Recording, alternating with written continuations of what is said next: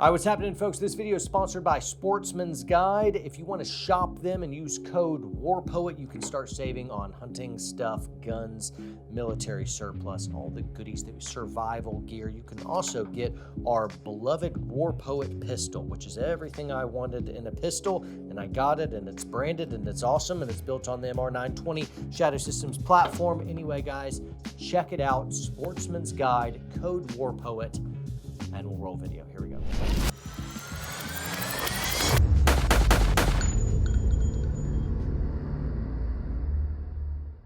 So yesterday, I was working on a special project with Clint Emerson, and we were talking about the nature of dangerous dudes. By the way, Clint, awesome guy to know. He's the author of 100 Deadly Skills. He's a former SEAL Team 6 guy, an NSA spook, dangerous guy, beautiful hair, as befitting all team guys. And frankly, he's downright charming. Check him out. Anyway, our conversation started me on a line of thought that I'm picking up with you good people, and it's this. What does a truly dangerous dude look like? Anyway, I started describing some of the ones I know to search out commonalities, but I checked myself a moment when I realized that really there's very different types that look nothing alike. So in this video, I want to talk about the 3 types of very dangerous people. First off, how can you tell whether someone is a dangerous person? And when I asked the question, I want to distinguish between the 3 different types of dangerous. The first type of dangerous person is nefarious. They are the bad guy, and they may be dangerous because they aim to injure, and they can do so through an ambush, which doesn't really require them to be particularly strong or skilled or brave. And that means that nearly anyone can be dangerous if they're hostile and they want to cause pain and suffering. And I don't want to talk in this video about this type of dangerous person so much. They suck, and I only hope that they can meet the second type of dangerous man, which is the ones that we'll call our heroes. They're the ones that we'll focus on for most of the scope of this video. But before we jump in, I want to go ahead and move to the third type of dangerous person. The third type of dangerous person is dangerous not because they're strong, but the opposite, because they're weak. And that sounds paradoxical, but bear with me. Now, this person who will betray in their greed or cowardice, or perhaps they don't even mean to hurt consciously, but instead they hurt you accidentally because they're clumsily wrecking everything as they idiotically move through life. Without a backbone, without strong character, without discipline, without courage, this person injures everyone around them. But it's oftentimes excused because they seem to have meant well and are too seemingly pitiable to be charged with any real wrongdoing. When the famous psychologist Jordan Peterson says there is no one more dangerous than a weak man, this is the worm which he's speaking about. I don't really hear many people calling these folks out because they're safeguarded, I think, by society, who think it's bullying to call out this weak and bad man. And now just a little reminder that all of the world's sick pedophiles hang out in this category. If you guys want me to do a separate video on this type of dangerous person, let me know down in the comments. But without further ado, I want to push into the next one. Now that we've dealt with the first and the third types of dangerous men, let's move into the video scope more and deal with the type of dangerous person all of us should aspire to be. And aspire because the good type of dangerous person is capable of lovingly protecting. They're the sacred guardians of homes and of nations. Truly, it's only under their shadow that freedom can possibly live. And the Lord himself builds them and sends them to safeguard it, even if you don't actually realize that's what's happening. Agree to disagree. Anyway, just because someone can hit hard or lift heavy or shoot well will not tell you if they're in fact this type of dangerous person. You cannot tell if they're dangerous in the heroic sense. It takes more. Heroes are in fact extremely dangerous, but they're separated from others because they live by a code. They live for and by a higher purpose of some kind. That means normal people are safe around them. Little kids don't need to fear them, and they'll actually grow up to be better adults so long as they can be around The Good and the Dangerous Men. It helps little kids become stronger and bolder adults. Now, I've noticed a few qualities of the most dangerous dudes I know, and I know a lot of them, that are in the good guy camp. And generally, here are the qualities so that you'll be able to know them when you see them, and we can all aspire to kind of be more like these dudes that I look up to. Now, first, and probably the most obvious of all the things I'll say in this category, the good and the dangerous are as tough as nails. They're tougher than a $2 steak.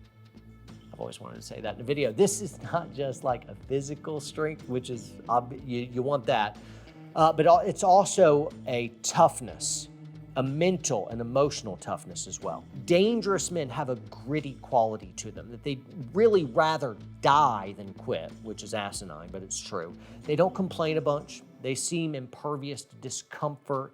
They lead disciplined lives and can endure all kinds of pain without really showing much weakness, even though they may fear it. They may even bear pain with a smile. Graveyard humor, I just did a video on graveyard humor recently, but graveyard humor is oftentimes an evidence of mental toughness, as the person who has it has learned to enjoy the comedy in misery and loss. If you don't get it, don't worry about it. We're moving on. Secondly, the good and dangerous can manage fear. And this is really the big one, possibly the most important of all the things on this list. In my world of tactical training classes, the best instructors really harp on fighter mindset because they realize a secret that other folks don't. Even if you can hit hard, lift heavy, shoot fast, all of it's for nothing if fear just shuts you down. So managing fear is a monster. It's the big monster in every fight that we war against. And the enemy is really just a small guy hiding behind it.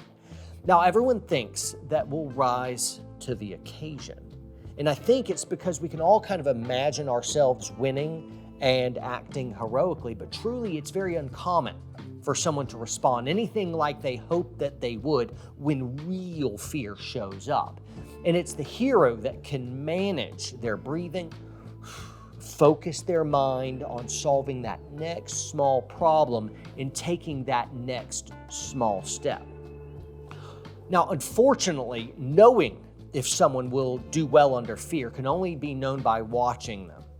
Here's where experience really leaves the pack behind and stand tall. And I'm far less impressed these days by physique and a person's talent compared to someone who I know will work well under fear and chaos. That's the real person that I want beside me. All right, the third quality of this type of dangerous man is they're clever. They can think like a bad guy. They are a creative problem solver. And even under stress, they can understand that the fight is a game. And it doesn't always go to the fastest or the strongest. They need to play the game smart.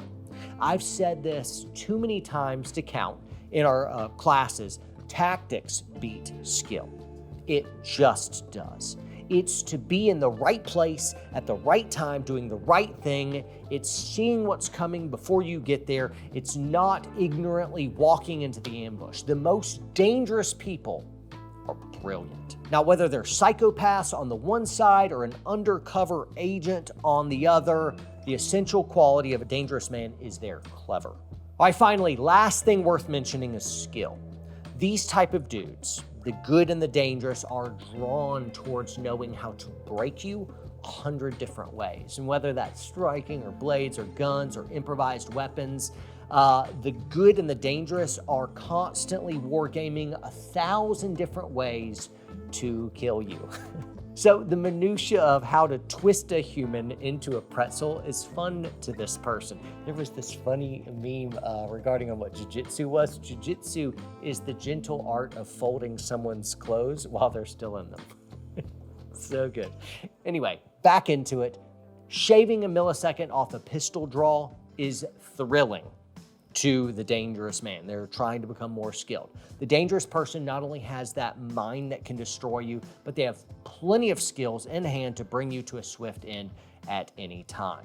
Guys, as I was just going down this rabbit trail thinking about the good and the dangerous, what are the main qualities? I'd come up with other qualities, but they would kind of fit in these four main ones as subcategories, so I didn't really include them. And I didn't include character or goodness because that's what makes you one of the good guys in the first place. Otherwise, you would be type 1, which is just the nefarious. They're the kind of bad guys. So living that higher purpose, that's an essential piece of it. But I could have missed something, so I want to make sure you guys sound off in the comments down below. What have I missed? Guys, I think it's important for us to look at the second type of dangerous man and really hold them up so that we might become more like them. It is a good thing to be a good, effective protector of people, a good warrior poet, if you will. And we also want to know and have a good, careful study of the first and third type so that we might see them plainly and clearly for what they are, that we would not be taken out by them, and we can also be better protectors as we see folks they're honing in on. So anyway, guys, make sure that you like this video, comment down below because that helps. Share the video, subscribe to our YouTube channel, and toggle the notifications to all. Thank you, channel sponsor, and guys, we will see you next time.